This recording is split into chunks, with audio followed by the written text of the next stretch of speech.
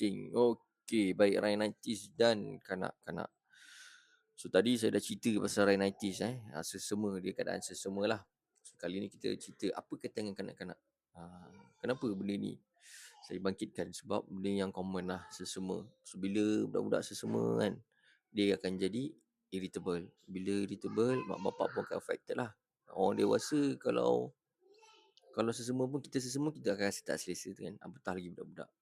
So jadi saya nak cerita kat sini, banyak kes yang saya jumpa, dia tak tackle betul-betul lah masalah rhinitis ni. Walaupun dia hanya sesama, nampak macam remeh, tidak. Sebab kalau dibiarkan, rhinitis sesama ni, dia akan block hidung kan. Dan bila block hidung ni, akan nafas guna mulut. Sebelum nafas guna mulut, masalah tekak start, pharyngitis.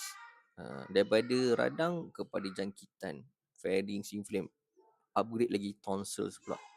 So saya pernah jumpa kes kat sini ada masalah, lepas tu kat sini pun dia ada nanah tau. Double sekali cakap.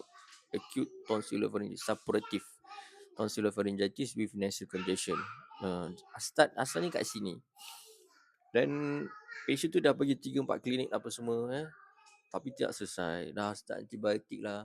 Kadang-kadang apa yang diperlukan ialah para doktor sekalian, saya boleh kongsi bagi ubat immediate effect untuk reliefkan dia punya flow tu, blockage, ubat titis ke ataupun spray. Untuk baby pun ada syarikat farmasi sekarang ni dah sangat develop dah. Saya ada pakai nasal decongestant drop untuk dekat hidung untuk budak-budak infant ni, maksudnya 0 to 1 years old, 1 year old, and then pediatrics whatsoever lah, and so on lah. So bila settle kat sini, boleh nafas macam biasa apa semua, lepas tu simptom tu akan berkurang lah. Dengan apa? Sebab dia dah start kurang bergantung kepada mulut untuk nak bernafas. So that's why it's really important untuk para doktor dan juga parents noted benda ni. Okay, baik. So untuk itu rhinitis dan kanak-kanak.